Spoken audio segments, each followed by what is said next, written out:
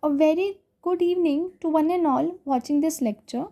Today we are going to speak about aromatic compounds.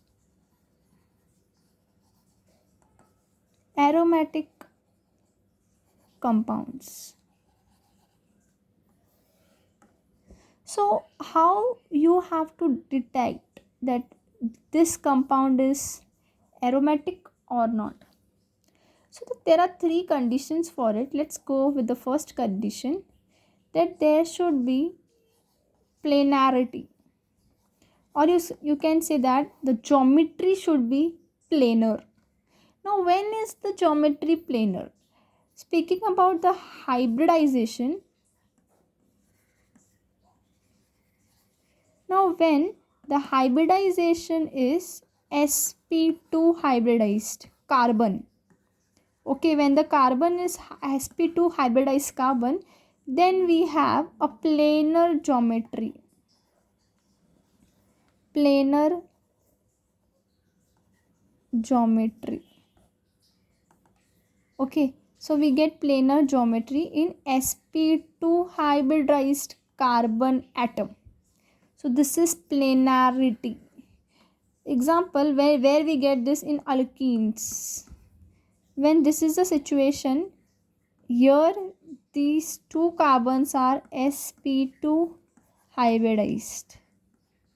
So their geometry will be planar geometry. Okay.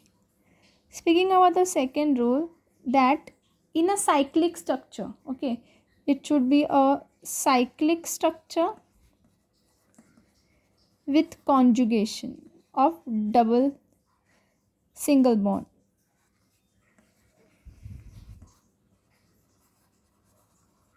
Okay, it should be cyclic structure with conjugation. Now what is conjugation?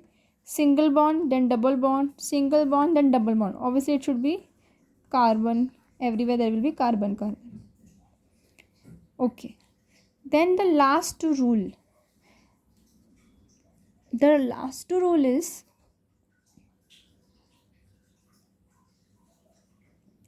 the third rule is about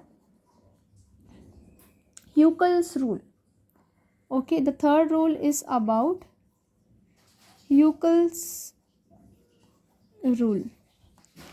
Now what Huckel's rule is all about? Huckel's rule is about that if it is an aromatic compound, then its ring should obey this 4n plus 2 electrons. These many electrons, or to be very specific, these many pi electrons should be there in a ring. In that ring, this many electrons should be there.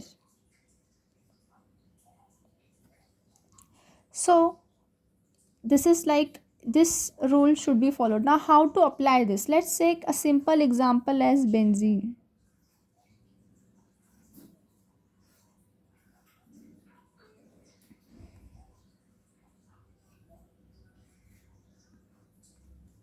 Okay, so here, since you can see that there are carbon,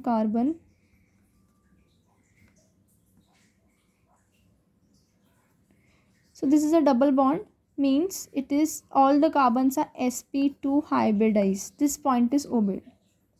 Now you can see that single, double, single, double, single, double means conjugation is also present. After this, the ring is also obeying 4n plus 2 electron pi electrons rule. You can count here.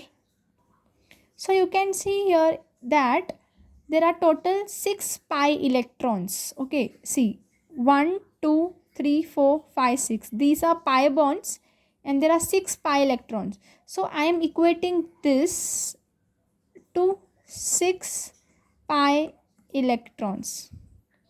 So if you will solve this, okay, 4n plus 2 is equals to 6.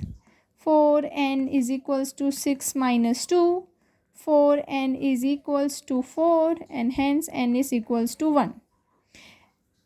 And is equals to 1 is an integer. Okay, every time n should be what? N should be an integer. Okay, it should be an integer, and here you are getting a integer. And when I put your value in 4n plus 2, when I put n is equals to 1, I get answer as 6 electrons, or you can say 6 pi electrons. So this rule is obeying that this particular compound, which is known as benzene, it is aromatic compound. Okay, its formula, molecular formula is C6H6. I will show its expanded structure also. So this is about aromatic compound. Okay, it is unsaturated hydrocarbon. Why unsaturation? You can see that it is having double bond. Hydrocarbon means it is having carbon and hydrogen. I will show you a detailed structure, but you should remember 3 rules to follow. First is about the planarity, second is about conjugation, and third is about aromatic. Aromatic, like the rule which is to be followed, that is a rule of Huckel's rule. Okay, this rule is to be followed, that is Huckel's rule. I think this particular thing is clear. We have to follow 3 rules for it: planarity, conjugation, and then Huckel's rule. So benzene is obeying these all 3 rules. Okay, you can see this. Next, this is C6H6 is a molecular formula, and I will show the expanded structure now.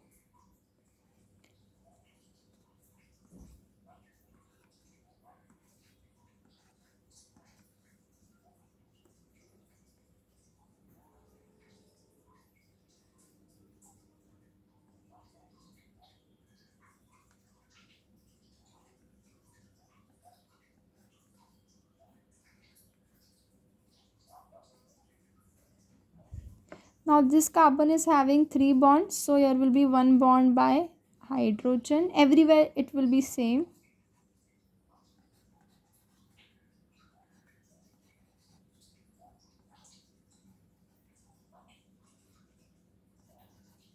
Okay, so this is expanded structure of benzene. You can draw this way also benzene.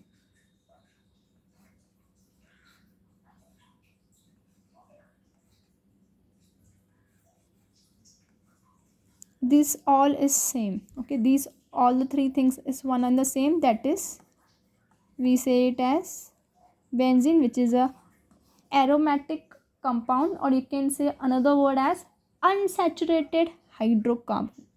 Okay, what you can say, it is a aromatic compound, or you can say it is unsaturated hydrocarbon. Okay, you can give it 2 names. So we will see some derivatives of benzene. Okay, before that I will teach one more things while teaching this derivatives. Okay, you can see this. Next, now we will speak about derivatives of benzene. Now while seeing derivatives, we will give its name also, means we are going to see its nomenclature. So if suppose I am taking benzene and on it I am taking a chlorine atom,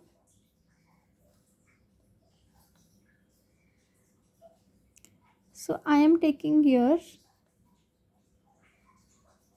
chlorine.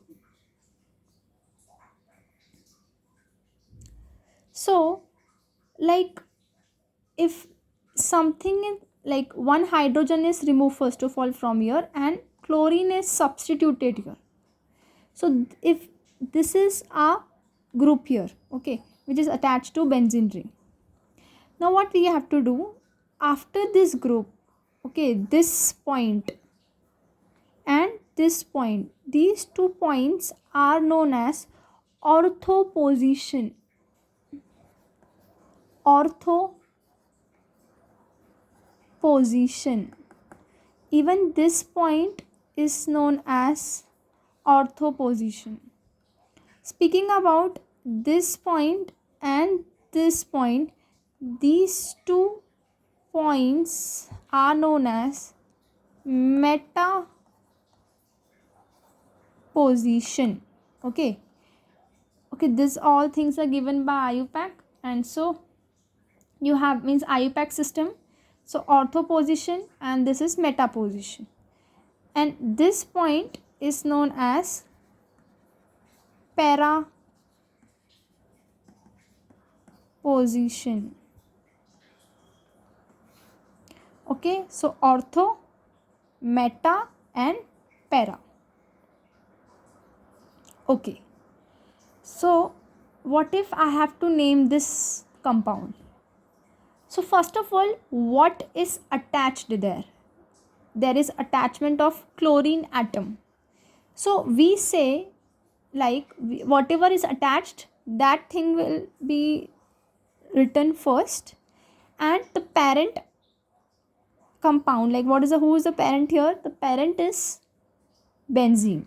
So benzene will be, every time benzene will be there afterwards, and first there will be the group's name. So here the group is chlorine, so we will not write chlorine, we will write chloro. Okay, so we will write chlorobenzene. So this is the ring. Okay,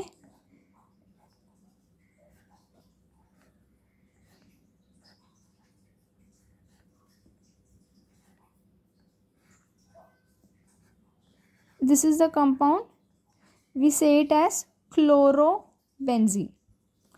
Similarly, we will see more 2-3 compounds. Let's say this is the compound.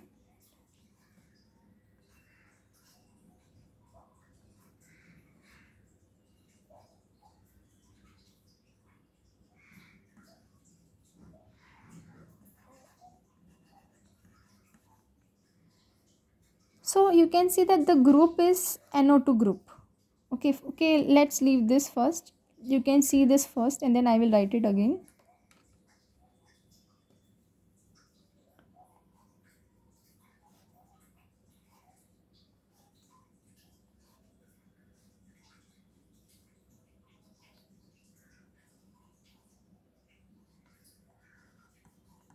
Okay, now it is clear that NO2 group we will say it as nitro group. Okay, NO2 group we will say it as nitro group.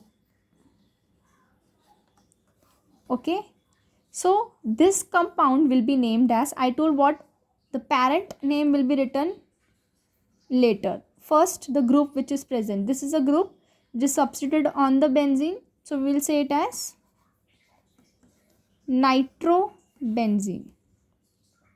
Okay, let's take one more example. If I say this compound, okay, these all are derivatives of benzene.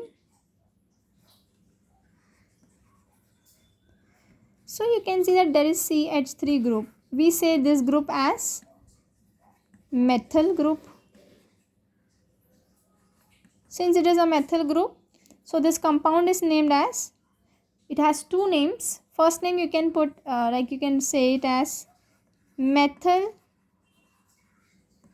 benzene, or you can say it as toluene. You can say it as toluene. Okay,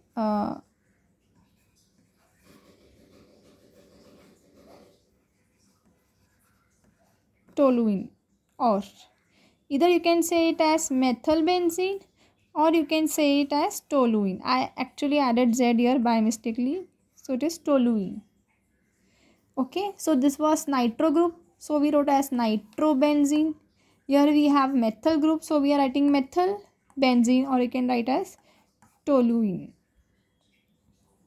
Okay, so thank you for watching this lecture. In next lecture we will discuss some more derivatives of benzene. Thank you for watching this lecture.